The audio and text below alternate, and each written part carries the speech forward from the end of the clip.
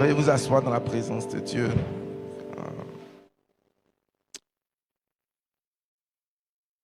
N'eût été les obligations sacerdotales ce matin, nous aurions continué à adorer le Seigneur parce que c'est la raison de notre présence ici ce matin. Amen. Permettez, avant que je ne prêche ce matin, de remplir un devoir, de rendre hommage à un géant, à un général de Dieu, à un homme qui aura donné toute sa vie, son adolescence, sa jeunesse, sa vigueur, son temps, son énergie, jusqu'à la dernière minute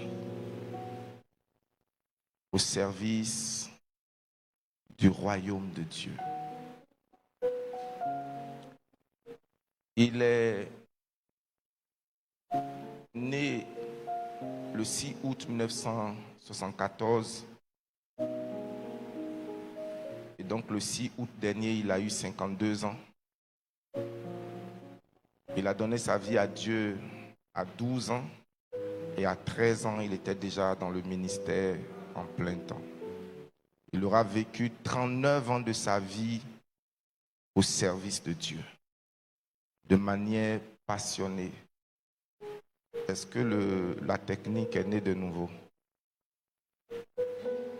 Il aura passé 39 années de sa vie à proclamer l'évangile de Jésus-Christ.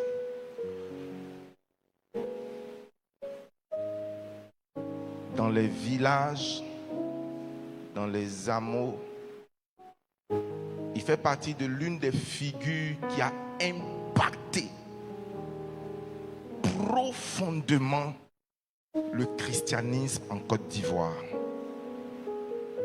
Il a réécrit avec son onction singulière le prophétique. Avec lui, nous avons commencé à voir les paroles de connaissance avec une précision chirurgicale.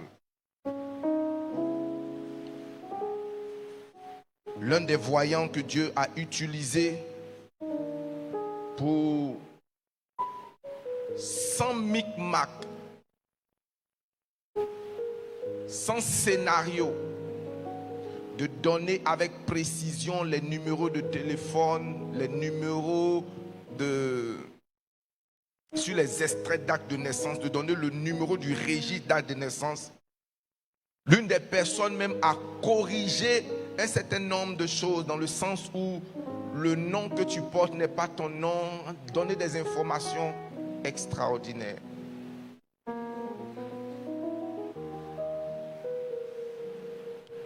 Moi, je le connais en 1994 à Daloa.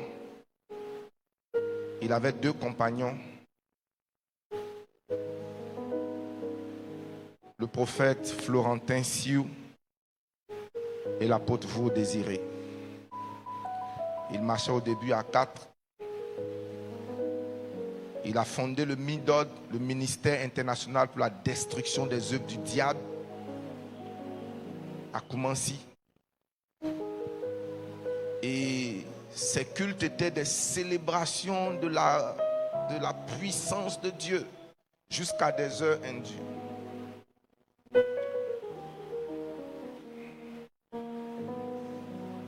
Il a été un homme d'une rare bonté. Et je pleure aujourd'hui, nous sommes en deuil et l'Église est en deuil, le corps de Christ est en deuil. Et God Family en particulier, nous sommes plus en deuil que tous les autres. Pourquoi? Parce que notre âme, nous étions profondément attachés. Et lorsque je regarde la vie du prophète, je vois l'injustice et l'ingratitude. Beaucoup d'ingratitude. d'abord l'ingratitude du corps de Christ. Sa première attaque qui a failli l'enlever, c'est l'attaque de Béhanzin. Un homme sorti de nulle part dit qu'il a enterré des êtres humains vivants, c'est pourquoi il voit aussi clair. Et les gens qui ont plus répandu cette critique, c'est l'Église. C'est l'Église. L'Église a combattu ce tort. Et les portes, non seulement ils venaient d'une communauté, pour moi, ce n'est pas l'occasion de faire le procès de la communauté.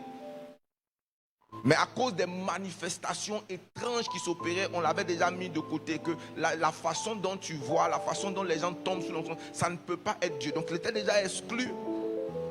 Et donc quand cet homme avec lequel il n'avait jamais eu de contact, bien aimé, sauf si tu n'es pas de Dieu, l'esprit de Dieu ne peut pas être falsifié. Une personne ne peut pas falsifier l'esprit de Dieu. Ce n'est pas possible. Si c'est Dieu, tu le sauras. Et donc l'Église s'est levée pour mettre dans une catégorie ceux qui étaient attribués comme des gens qui avaient pactisé avec l'ennemi, donc Béhanzin. Ici, il nous a rendu le témoignage qu'il n'a pas été empoisonné dans un bar. Il n'a pas été empoisonné dans un maquis. Il a été empoisonné pendant qu'il rendait ministère dans un pays. Et même quand ses forces le lâchaient, quand ses forces l'abandonnaient, il continuait de proclamer Jésus. Si on peut retrouver l'une de ses dernières images, la semaine dernière, il était en France, en Lille. Encore, je le voyais encore fréquemment sur les réseaux sociaux, en train d'annoncer Jésus. Pour beaucoup de personnes, il serait considéré comme une personne qui a échoué parce qu'il n'a pas une grande église. Mais il n'existe pas une église vivante en Côte d'Ivoire où Jean-Marie n'a pas un fidèle. Ça n'existe pas. Donc il n'était pas préoccupé par se faire un nom, mais à bâtir des vies. Vous savez, servir Dieu à un moment donné. Je connais ce monsieur, je sais qu'il a porté tellement de sacrifices. Quand vous êtes vivant, tout le monde vous attaque, tout le monde vous combat, tout le monde estime que vous êtes faux.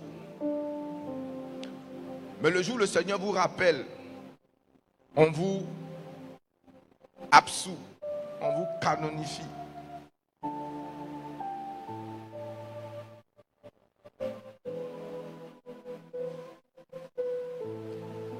Que ce soit ses amis. Vous savez, dans l'œuvre de Dieu, les gens verront rarement vos sacrifices. Rarement. Votre engagement, vos sacrifices. Les 40 jours de jeûne, les témoignages. Un homme qui aimait profondément son pays. Rares sont les serviteurs qui aiment autant la Côte d'Ivoire que le prophète. Il aimait profondément ce pays. Il ne compétissait avec personne. Alléluia. Vous savez, les petites erreurs qui ont pu survenir dans sa vie ont été, les anglophones disent, over-publicized. Un monsieur qui était tranquille, qui vivait dans son coin.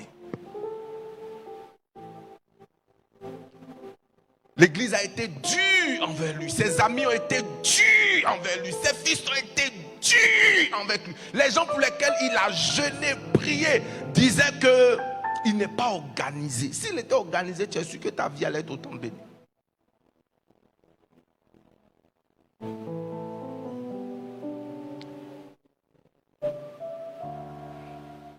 Je ne sais pas la dernière fois qu'il est venu ici, combien on lui avait donné.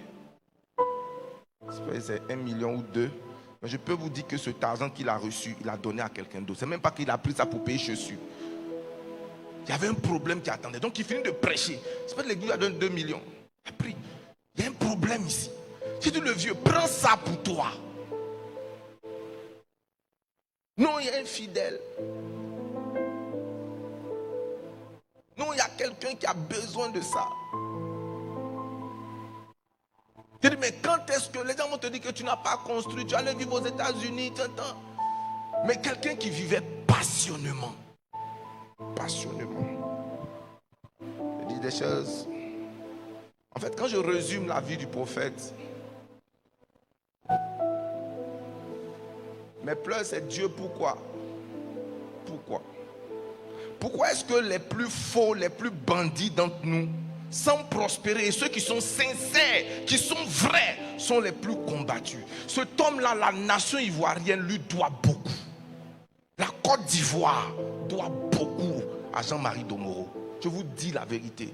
Pour ses pleurs, pour ses genoux à terre, pour ses intercessions, non pas pour avoir quelque chose, mais pour l'amour du pays et pour l'amour du corps de Christ. Cet homme devait être reçu dans la plupart des jeunes communautés parce que ce sont des gens qui ont payé le prix pour les communautés nouvelles, les communautés que nous voyons aujourd'hui qui sont en vogue. Il a payé le prix. Je disais souvent aux jeunes prophètes, ceux que vous allez chercher en dehors du pays comme père spirituel sont des gens qu'il a impactés dans le secret. C'est vrai qu'il n'aimait pas appeler des gens fils, il aimait appeler certaines personnes frères, mais ils ne sont pas leurs, il n'est pas votre frère. J'honore mon aîné, j'honore l'homme de Dieu, je célèbre Dieu pour sa vie. Et je voudrais que nous tenions debout pour acclamer le Seigneur, pour le prophète Jean-Marie Domoro. Est-ce qu'on peut acclamer le Seigneur?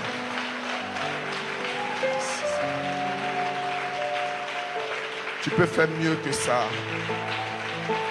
Célébrons ta mémoire générale de Dieu. Célébrons ta vie. Merci, merci. Merci d'avoir été un modèle.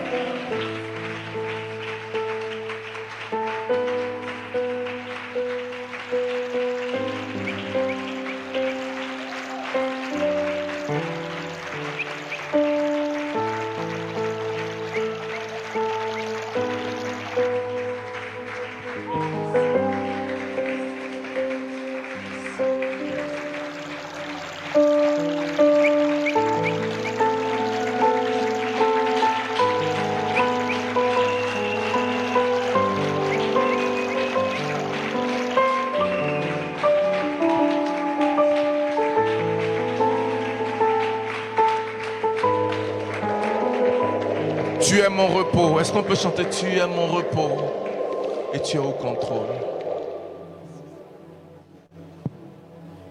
Alléluia. Merci.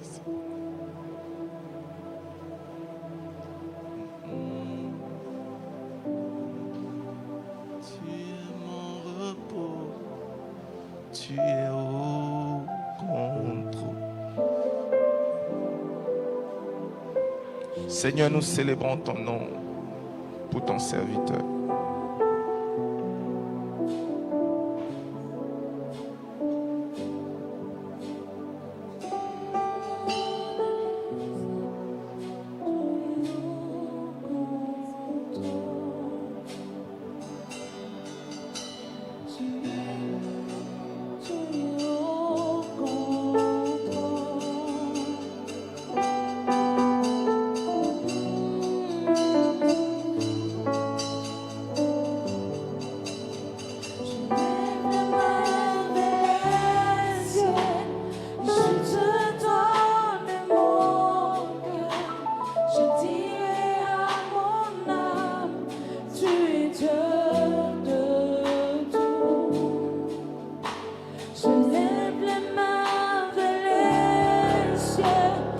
Je te